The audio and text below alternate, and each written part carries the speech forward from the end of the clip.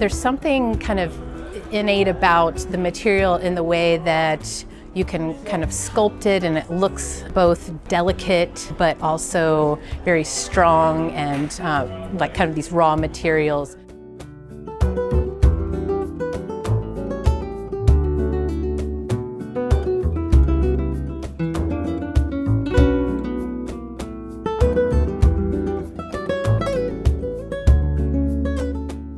I'm Iman. I'm a ceramic artist and painter.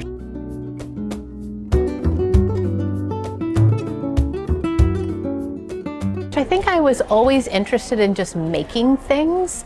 I was kind of that kid that sat alone, like digging in the dirt a little bit, and just kind of would start making little creatures and things out of pieces of wood or little rocks that I found.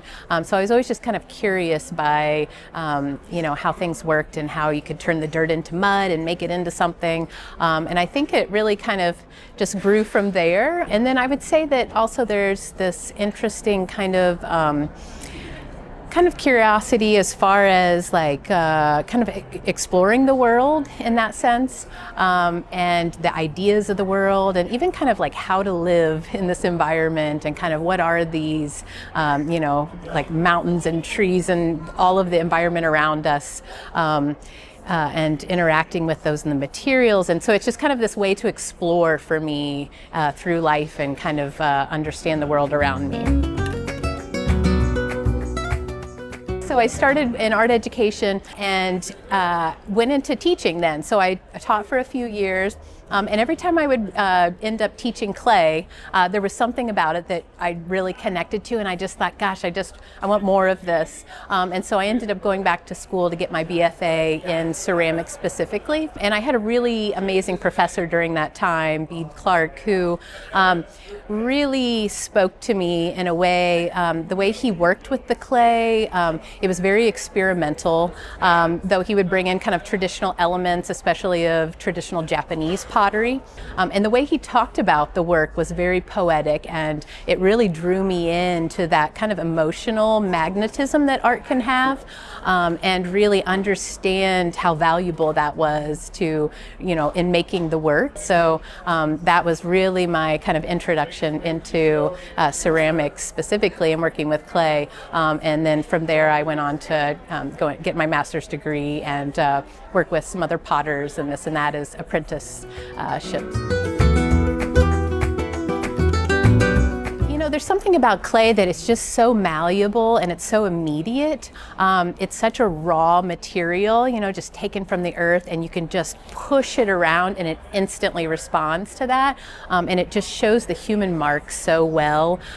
You could have this just slight little push of the finger and it'll just be the freshest mark, and you can just tell, you see the handwork in it, and that immediacy. And so that was always very exciting to me, to be able to kind of get my ideas out quickly in the clay.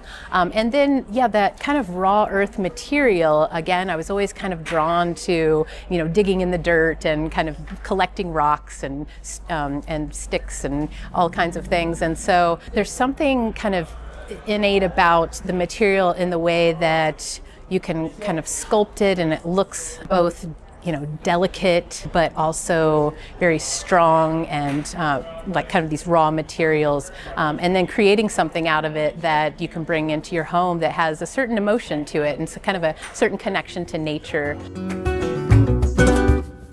I started in clay, and I did some apprenticeships. There was a guy out in Hiroshi Ogawa out in Oregon that I would do wood firing with. And so wood firing, we were feeding the kiln 24 hours, day and night, for 4 days straight. The kiln was kind of decorating the piece itself.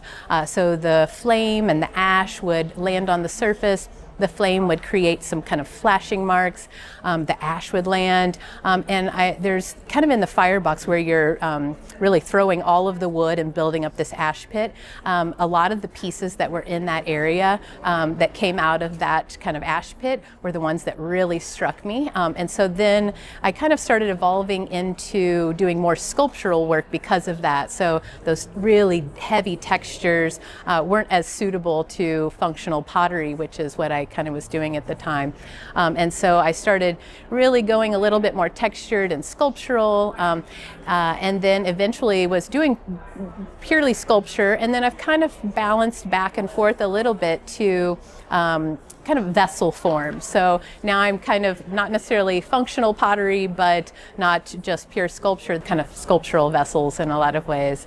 And then over time I started exploring the raw materials a little bit more on their own. So I started testing a lot of oxides, iron oxides, copper oxides, clay slips, all of the raw materials I was using in my clay work.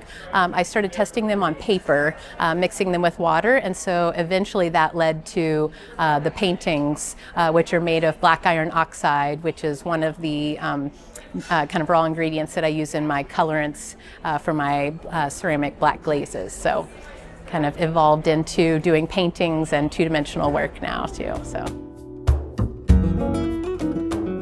once I start working on a piece, I mean, I love coming up with the ideas and the sketches, and often I'll create small maquettes. And that's a very exciting moment in the process. But once I start working on a piece, that's when I really kind of almost kind of like lose myself quite a bit and feel like I'm working in my own little world.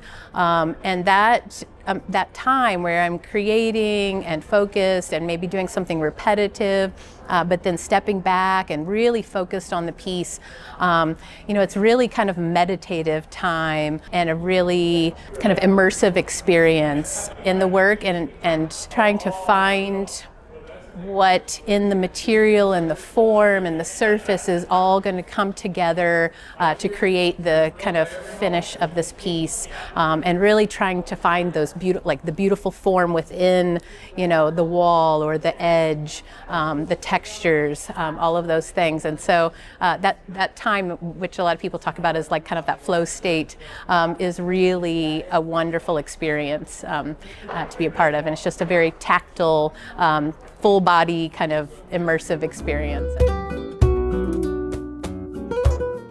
Going around and doing shows has brought so much to my work and just my life. So I end up getting to travel a lot, and traveling around the United States doing lots of different shows.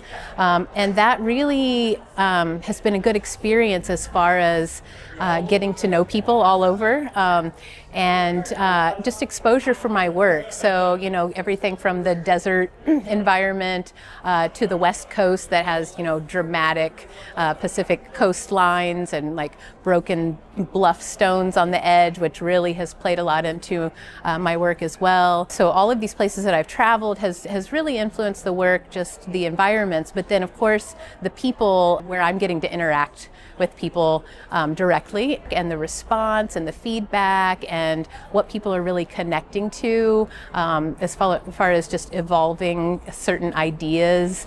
That has been a really amazing experience to be able to have that feedback and connection with people who are interested in it. Big vistas and these very awe-inspiring landscapes have always kind of played in, but I also find that just the tiny little kind of fragments, so kind of that, macro, micro, the little fragments that I, pick up along a trail, just little broken chunks of rock, and little pieces of moss, and looking at texture and light on those surfaces, those types of things play heavily into my work, and often I'll take those little kind of small pieces, and I have a full collection of those in my studio, and take little parts of them and try to pull them into the work, into different textures or form. It has just such an amazing community of artists here that feels very warm and welcoming, and everyone's so supportive. And then the amazing community connections here. I mean, it feels like the people that come visit this show, it seems like most of them have come for years, and it feels kind of like it's their show, right? It's like this community show, and I just love that. And it feels like the people that come here are also here to see the work and watch the artists evolve, you know, which is a really neat experience. So yeah, I'm happy to be here.